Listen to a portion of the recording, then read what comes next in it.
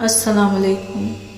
आज मेरी बहू तीसरा बच्चा जन्म दे रही थी और मैंने अभी तक अपनी बहू की शक्ल तक ना देखी थी, क्योंकि मेरा बेटा हर वक्त अपनी बीवी को टोपी वाले बुरखे में बंद रखता था। कहता मेरी बीवी बहुत नेक है, वो किसी के भी सामने नहीं आती। मैं हर वक्त सोचती कि भला बहू का मुझसे क्या पर्दा, लेकिन मेरा बेटा इसे मेरे सामने भी बगैर बुरखे के ना आने देता। यूँ आज बहू ने तीसरा बच्चा जना तो मैंने चुपके से नरस को कुछ पैसे दिए और कहा मेरी बहू को बेहोशी का इंजेक्शन लगा दो, मैंने इसका सिर्फ चेहरा देखना है। कुछ देर बाद नरस ने मुझे अंदर बुलाया। जो ही मैंने बहू का नकाब उतारा तो मेरे पाँव तले से ज़मीन निकल गई, क्योंकि वहाँ तो मेरी अजीबोगरीब बहू मेरे सामने चाय का कप रखकर बोली, अम्मी आपको कुछ और चाहिए। मैं आज अपने जज्बात को मज़ीद काबू ना कर पाई थी, इसीलिए बोली हाँ चाहिए। वो रुक गई और बोली जी कहिए। मैं बोली अपने चेहरे से नकाब पलट दो, मैं तुम्हें देखना चाहती हूँ। मेरी बहू की आंखों में खौफ उतर आया था। वो अपना टोपी वाला बुरखा संभालती हुई भागकर मेरे कमरे से निकल गई थी, जबकि मैं अंदर ही अंदर चलकर रह गई थी। ना जाने मौसी को इसमें क्या नजर आया था जो बीवी बनाकर घर ले आया।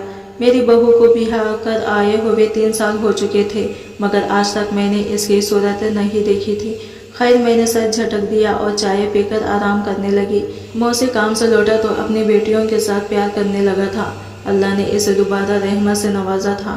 वो दोनों बेटियां हो मौसी पर गई थी। मैं दिल ही दिल में दुआ करती थी कि ये एक बच्चा तो माँ पर चला जाए, ताकि मुझे इल्म तो हो कि मेरी बहू देखती कैसी है।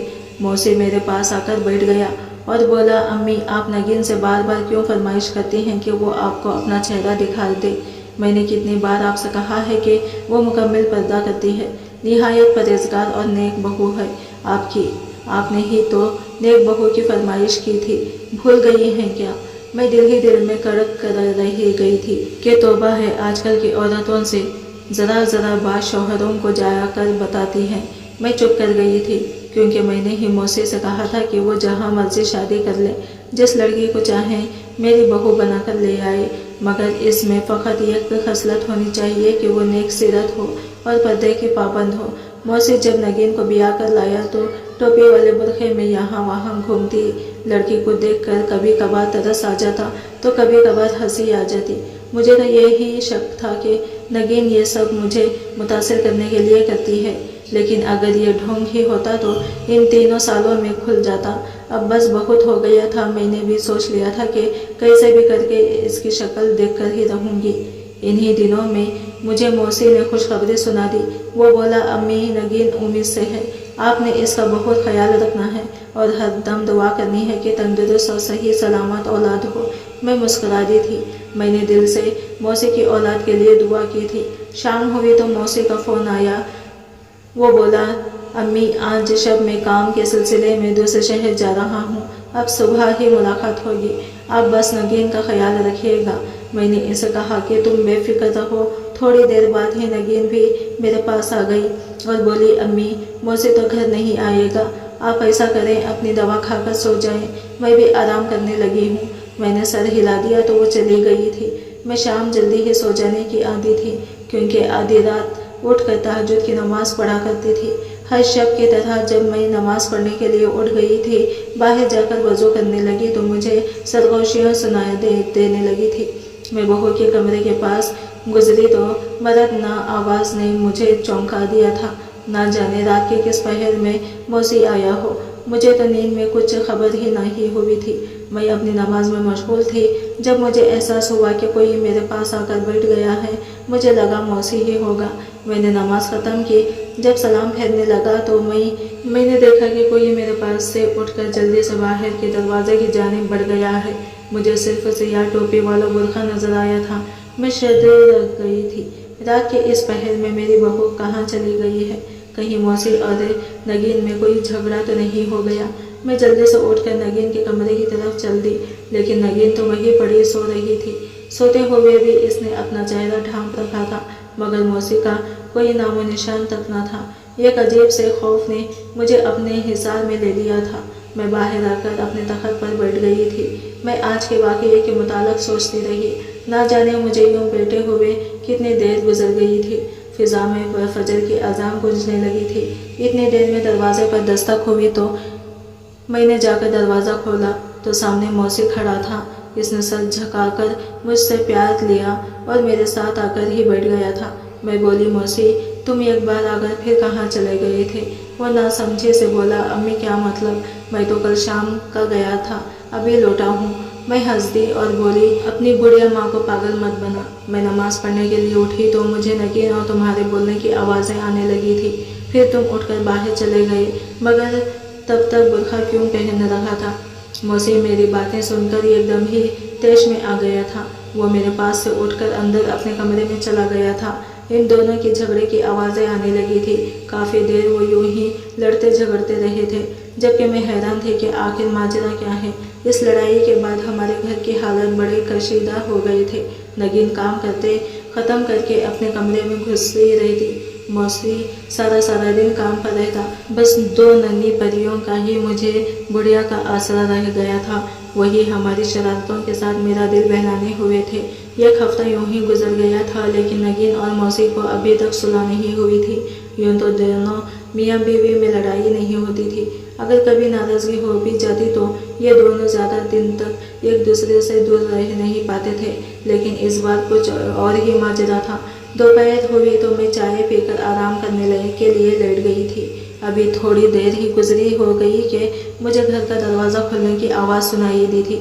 मैं चौंक गई, मगर यूं ही सोती बनी रही। एक सियाह बुरखापोश वजूद मेरी बहू के कमरे में घुस गया था। मैं हैरान रह गई, अब ये कौन है? क्या ये इस रात वाला शख्स तो नहीं? मगर फिर मैंने कानों को हाथ लगाकर अल्लाह से माफ़ी मांगी थी। मैं नमाजी परहेज़ी औरत यूं किसी पाक दामन औरत पर शक नहीं कर सकती थी, क्योंकि मेरी बहू तो निहायत शरीफ और पर्देदार थी। मैंने आज तक इसमें कोई बुराई नहीं देखी थी। मुझे सिर्फ और सिर्फ इससे इस बात पर इख्तिलाफ था कि वो मुझसे अपना चेहरा क्यों छुपाती है, मगर मैं इस बात को भी इसकी शरावत समझकर चुप कर जाती। इसीलिए मैंने सोचा कि मैं सारे मामले का खौफ जायज़ा कर सकी। नतीजे पर पहुंची कि मैं आहिस्ता से उठी और कदम चलती हुई अपनी बहू के कमरे के पास जाकर खड़ी हो गई थी। कमरे से मेरी बहू की सरगोशियों की आवाज़ें आ रही थी। मैं बड़ी देर खड़ी रही, तब मुझे मरना आवाज़ में सरगोशियाँ सुनाई देने लगी थी। मैं डरकर 2 कदम पीछे हट गई थी। मैं अपने कमरे में आकर रोने लगी कि ना जाने मेरी बहू की निराशों की मुसाफिर हो गई है। मेरा एक बेटा था, अब अगर बहू इसके साथ भी बेवफा करती तो मैं ये सब कैसे बर्दाश्त कर सकती थी। मैंने जल्दी से मौसी को फ़ोन मिलाकर घर बुला लिया था। अभी 10 मिनट भी न गुजरे होगी कि मैंने अपनी आंखों से इस बुरखापोश को घर से निकलते हुए देखा था। मैंने अपना माथा पीट लिया था कि सबूत तो हाथ से ही निकल गया। आधे घंटे बाद जब मेरा बेटा घर आया तो वो बड़ा परेशान सा लग रहा था। सबसे पहले आकर इसने मेरी खैरियत ही मालूम की थी। मैंने बेटे को समझाया कि मैं तो ठीक हूँ, मगर मुझे बहू ठीक नहीं लग रही। मौसी के माथे पर बल पड़ गए थे। वो गुस्से से बोला, क्यों अम्मी, इसने फिर से क्या किया है? मैंने डर गई कि कहीं मौसी अपनी बीवी को तलाक ही ना दे दे। इन दोनों की अभी तक तो सलाह भी नहीं हुई थी। खैर जो कुछ भी था, मैं अपने बेटे से गद्दारी नहीं कर सकती थी। मैंने इसे साफ साफ बता दिया कि यूं तुम्हारी नेक और पर्देदार बीवी के कमरे से मुझे किसी मर्द की आवाज़ आ रही थी। मौसी का रंग सुर्ख पड़ चुका था। वो चिल्लाने लगा और बोला, नगीन इधर बाहर आओ। नगीन डरी सहमी हुई से बाहर आ गई थी। खौफ के मारे इसका रंग जर्द पड़ चुका था। मैंने इसके माथे पर कपकपाहट भी देखी थी। मौसी गुस्से से बोला, अम्मी क्या कह रही हैं? तुम्हारे कमरे में आज कौन आया था? नगीन रोने लगी और रोते हुए बोली, अम्मी झूठ तो मत बोले, मेरे कमरे में भला किसने आना था? मेरी तो खुद की तबीयत ख़राब थी, इसलिए मैं तो आज सोई हुई थी। मौसी ने सवालिया नज़रों से मेरी जानिब देखा था। मैं बोली, नगीन तुम आज सच बता क्यों नहीं देती? तुमसे मिलने कौन आता है? नगीन ने एकदम से कानों को हाथ लगा लिया था और बोली, अम्मी अल्लाह को जाने देनी है, मुझ पर इतने बड़े बड़े इल्ज़ाम मत लगाएं। आप तो शुरू दिन से ही मुझे कबूल नहीं कर पाई, इसीलिए मेरे खिलाफ साजिशें करती फिरती हैं। मौसी गुस्से से उठा तो मैंने इसका हाथ थामा कर बिठा दिया था। मैं बोली, हाँ नगीन, शायद मुझे ही कोई गलतफहमी होगी, मुझे माफ़ करना, तुम जाओ जाकर आराम करो। मौसी मुझे देखता रह गया। नगीन चली गई तो मैं बोली, मौसी हम इसको रंगे हाथों पकड़ेंगे, यूं तो इसने हर बार मुकर जाना है। मौसी ने कुछ सोचते हुए सर हिला दिया था। बहुत सारा दिन घर के काम करती, बच्चियों की देखभाल करती, मेरा ख्याल रखती, हालांकि खुद इसकी तबीयत आजकल खुद ठीक नहीं रहती थी। मेरा दिल इसके लिए दुख सर जाता था। मैं सोचती रह जाती कि आखिर हकीकत है क्या। यूं ही दिन गुजरते गए और मेरी बहू का पेट बढ़ता गया, लेकिन आज तक मैं इसकी शक्ल और सूरत देखने से महरूम थी। एक दिन बड़ी शदीद बरसात हो रही थी। मौसी भी काम वाली जगह पर फंस चुका था। मैं अपने कमरे में बैठी जिक्र में मसरूफ थी। जब मैंने किसी को घर में दाखिल होते हुए देखा तो मैं उठकर अपने कमरे की खिड़की में खड़ी हो गई थी। मैंने देखा वही बुरखापोश मेरी बहू के कमरे में दाखिल हो गया था। मैंने जल्दी से उठकर मौसी को फ़ोन किया। वो बोला, अम्मी मैं रास्ते में ही हूँ, बस 5 मिनट तक घर पहुँचता हूँ। वो घर आ गया था।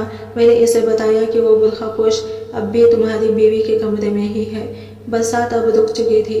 मौसी अपने कमरे के दरवाजे के पास जाकर खड़ा हो गया। फिर वो बड़ी देर ही खड़ा रहा और आहिस्ता आहिस्ता नीचे बैठता चला गया। वो बैठकर रोने लगा था। मैं हैरत ज़रा सी थी कि आखिर क्या माजरा है जो मेरा बेटा यूं बलक बलक कर रो रहा है। फिर अचानक ही वो उठकर खड़ा हो गया और खुद को दरवाजे की ओट में छुपा लिया। वो बुरखापोश जल्दी से हमारे घर से निकलकर बाहर चला गया था।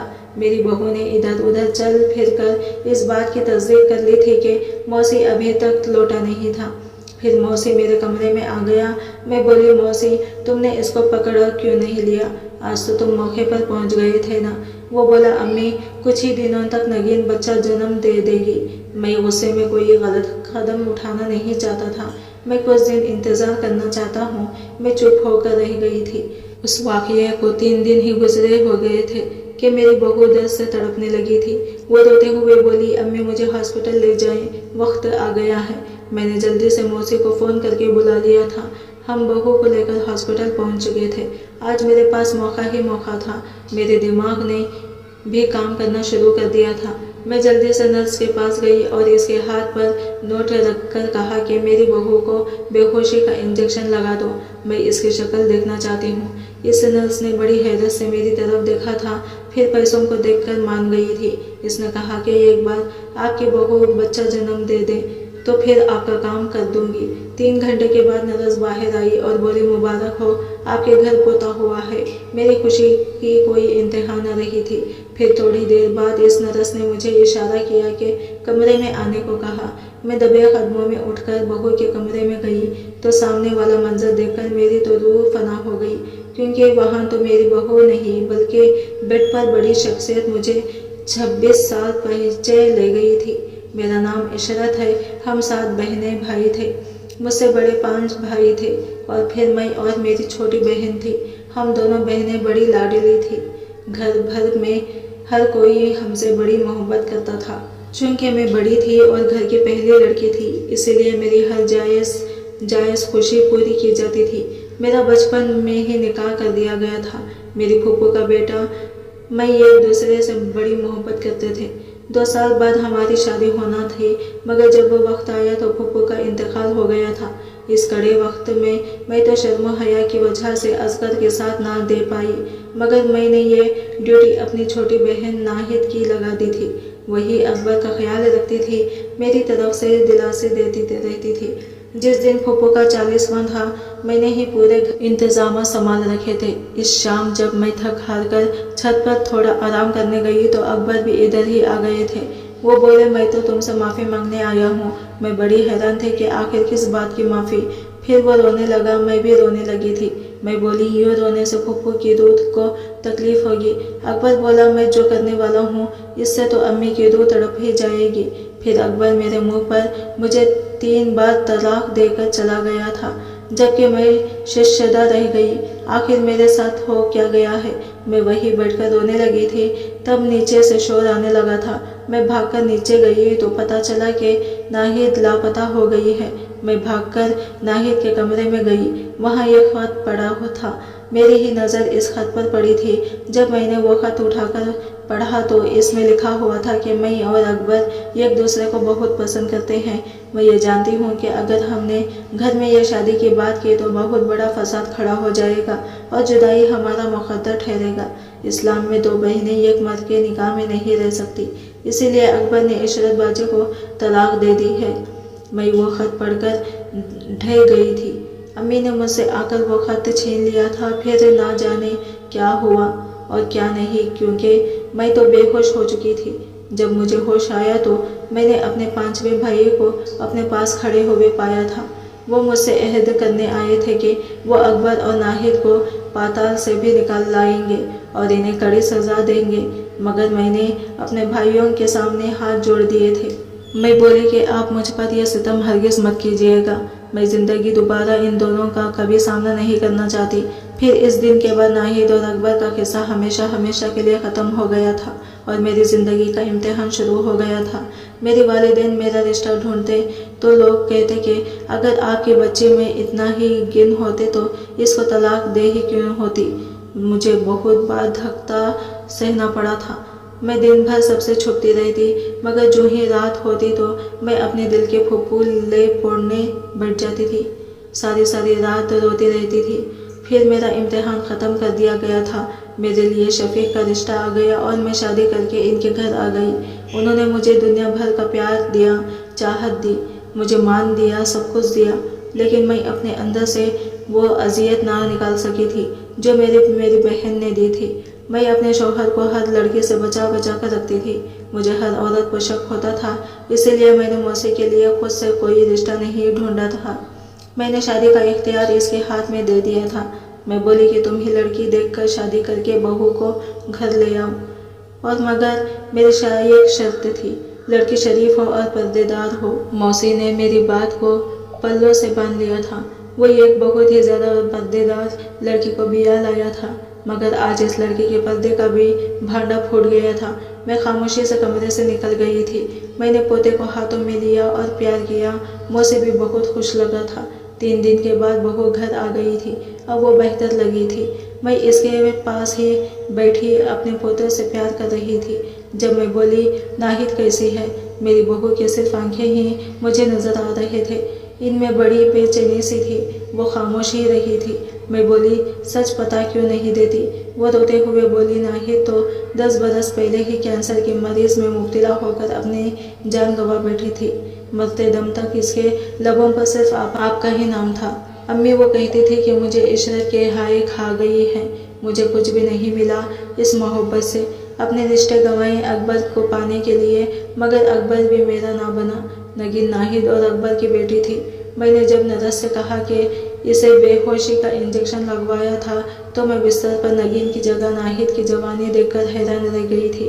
नगीन तो हूबहू अपनी माँ की कॉपी थी। नगीन की बात सुनकर मैं हैरान हो गई थी। मैं बोली, क्या मतलब? नगीन रोते हुए दास्तान सुनाने लगी थी।